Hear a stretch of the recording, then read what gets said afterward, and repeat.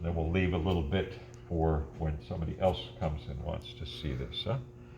But you can see the general idea. So you feel it, and you have to have your attention. But what really saves you is habit of putting the front of the iron in.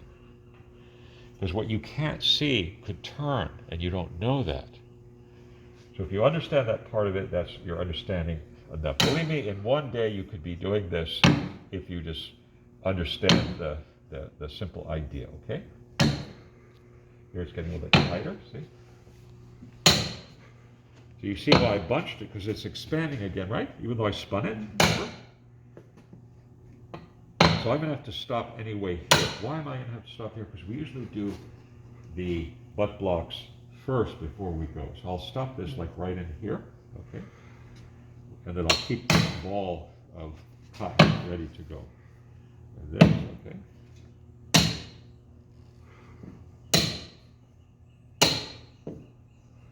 So we'll stop this right here.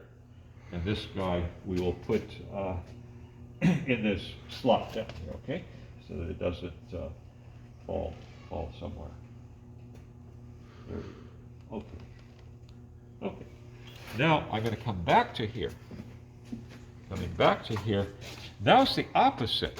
The back end will be in this. Look. Do you see how that protects me? Because it's my habit. You're going to do thousands of these hits. Are you going to be able to avoid cutting into the plank? Yes, as long as you do this. See, as long as it stays in this system. So you don't want to do this. You want to come from behind like this. And as you come from behind,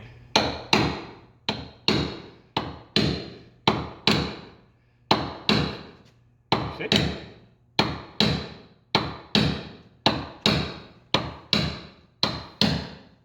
The double hit is what the Africans gave us.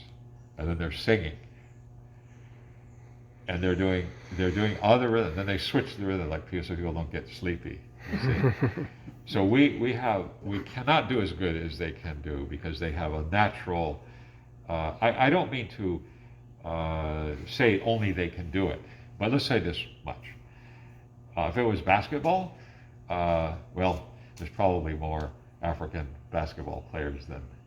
But if it was baseball, there's probably more Cubans and Anglos or whatever. You see what I mean? So, but the point is that the Africans are very good at this kind of.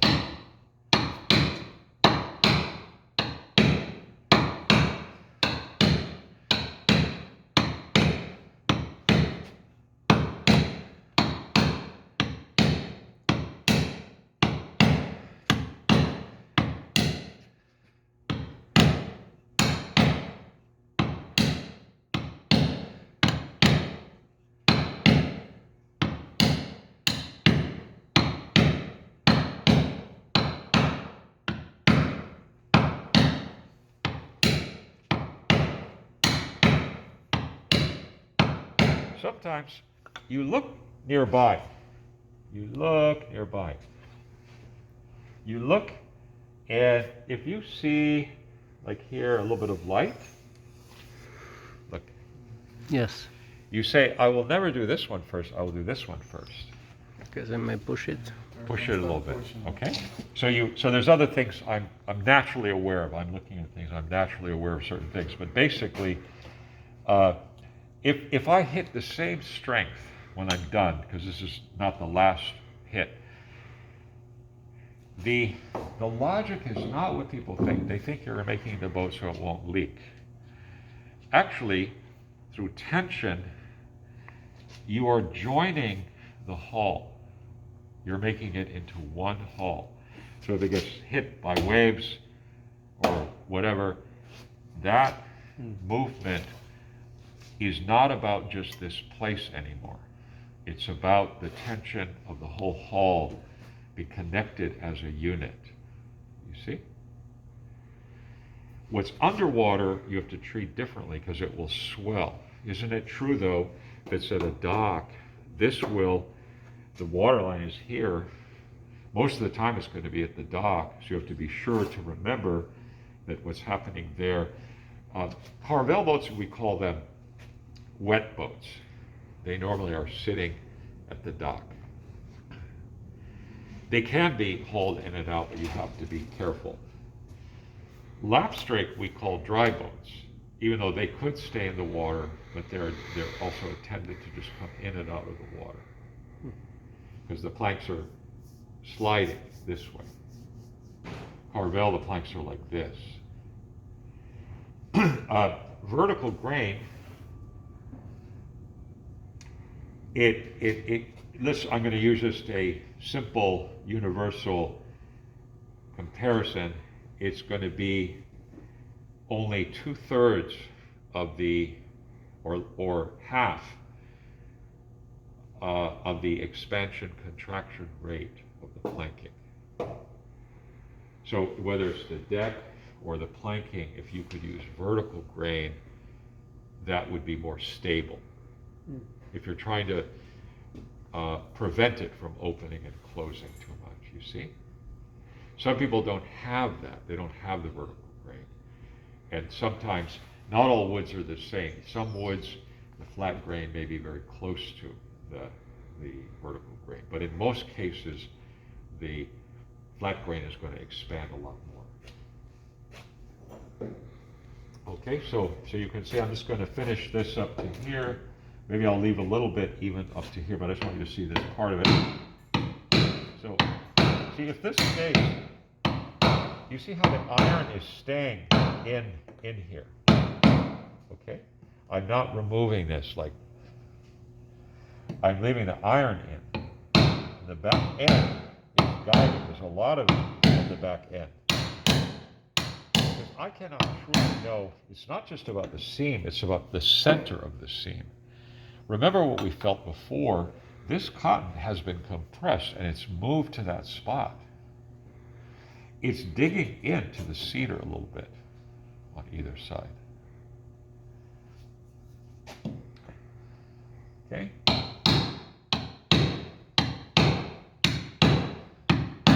So what will I do with the other one? Maybe I will use this one depending on the seam.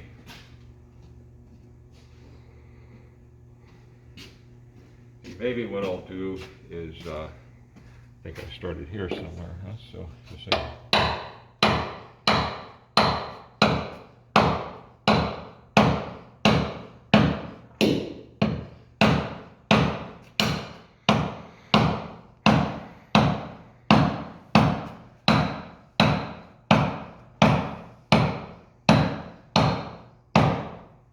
Okay, but this one, on many boats, this would be doing what I was doing with the first one. So one of the things you'll notice is that what this does is it pushes the plank, and these planks need to be planed anyway.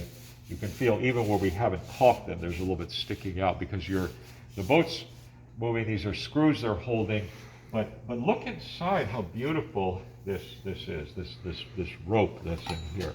You look at it and say, well, there's maybe. Just look over here how far in it is.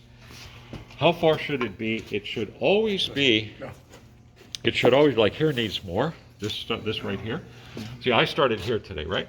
So what I'm going to do here, like if I was going to fix this, do the same thing, huh?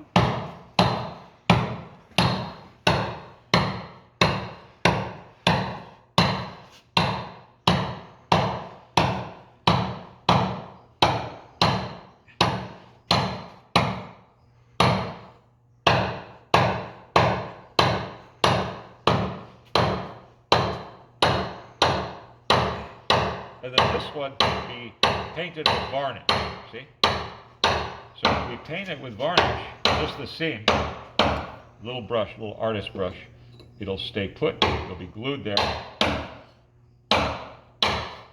Remember something though, what you want is the putty will at least be square.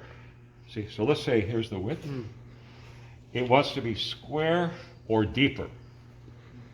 So you have to push it in far enough. This is still going to get planed. When it gets planed, you're going to lose some. So you have to remember that also. Some of them, like here, this is much thicker than the seed scut. So I have to remember that, or feel that. I have to know that in advance to know how hard I will put it in. Can I come back after it's varnished? Yes, I can come back, no problem. That's the other thing to remember. You can still come back. Do it. If you're learning, you say, I'm going to go in the boat and I'm going to look what it did. But one of the things I'm trying to do here is I'm trying to close this a little bit. And if you look now, it is closed a little bit more than it is tighter than it was. See? Yeah, indeed. You see? So it's pushing it just a little bit. You don't want to overdo that. So this is a small boat. I'm not putting a lot of pressure, but this is like a battering ram. So it's more pressure than you would think. It's enough pressure to squash my finger. Doesn't sound like it, but it is. See? So the shape of these was made for a certain pitch, certain sound. This is very unusual because it's smaller. This is what you want. For most boats today, we would not want the bigger mallet.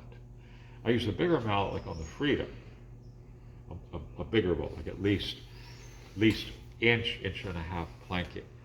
This is only 3/4 planking.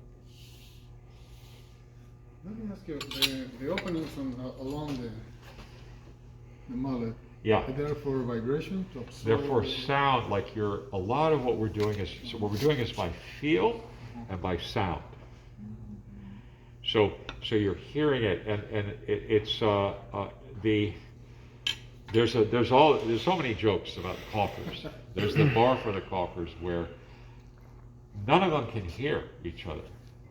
They like ruin their hearing, you see, because they're doing it all the time.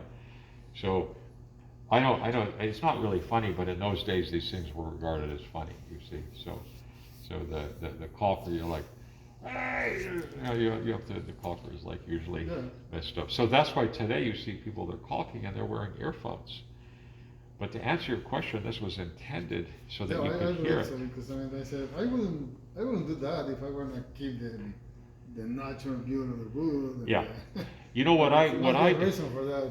What I do is I take cotton and I use just cotton in my ears, enough to protect my ears a little bit, but I can still hear what's going on. So I just use a little bit some cotton, put in my ear. That's enough. You see, because nobody wants to lose their hearing. So do you see? This is looping. You're putting in that, then you're making it. That means you're really putting it in, and then it's in at that point, and then at that point you would take a little brush and you would put paint or varnish on that. How about caulking? No caulking? Yes. In other words, before you put this is caulking. Calfa. I don't know what they say in Spanish. In the French and Mediterranean world, they call it calfa. No, I haven't been. So anyway, this is the caulking. So for us, like today, you buy a tube and they say it's caulking gun, but we call that putty. See, for us, caulking means fiber. So it has a fiber. If you're in Tahiti, they're taking coconut husks. They're making a rope from the coconut husk. And they're caulking and they're tying things with it. If you go to all the countries I've been in, they're using something, it's like a fiber that they're using.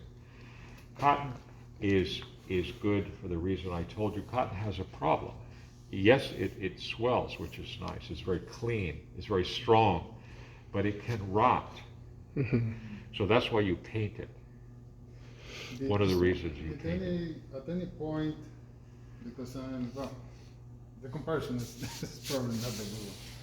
But when we are working with the wood and stucco, and we have those joints or concrete, we tend to use silicone in order to fill and use a back roll. The back roll is a little round thread it's been made from like a sponge, but inside that there is gas.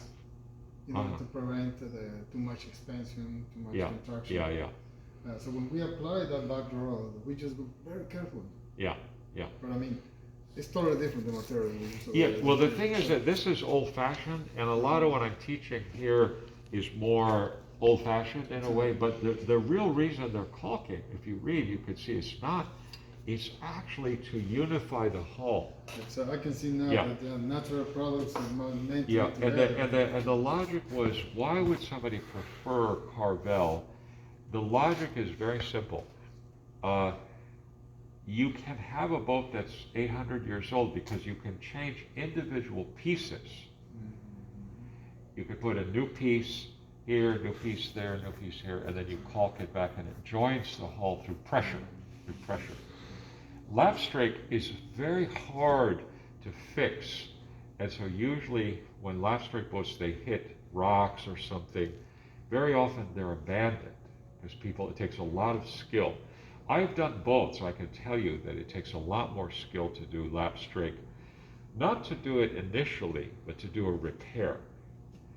With Carvel, doing a repair is a very easy thing to do, actually, comparatively speaking. That's why most yachts, they are Carvel. Most work boats, they're Carvel, because you can make the boat live many lives, because you could take it apart. Because when you put the new piece, you caulk it and it joins it through pressure to the other pieces. So its function is really about that, and then the putty is to smooth it. Obviously, the cotton is going to help you also with the leaks, but it doesn't need to, because a hot tub doesn't use caulking. Well, hot tubs today, they're all plastic, but you know what I mean, the old hot tubs, they were like the redwood hot tubs, they would just swell up, you see. So the cotton is for this other purpose. So that's our demo for today for this, and like I said, you may at some point, you get ahead enough on some of the exercises you're doing, you say, I think I would like to try that. Well, I always keep cotton. I always keep the tools. If somebody wants to do it, as I say, we take some wood, we set up a frame, they fasten the wood, they first cut the bevel. It doesn't have to be round right away because it's better to do it flat at first, like a deck. They caulk it, and then they see how they did, because it's fastened with screws. They unscrew it, they pull it apart, they look, and they can see what they did. Yeah. That's the best way to learn, you see, because we have lots of scrap wood. We have all kinds of wood. Mm-hmm. So, Cool. okay.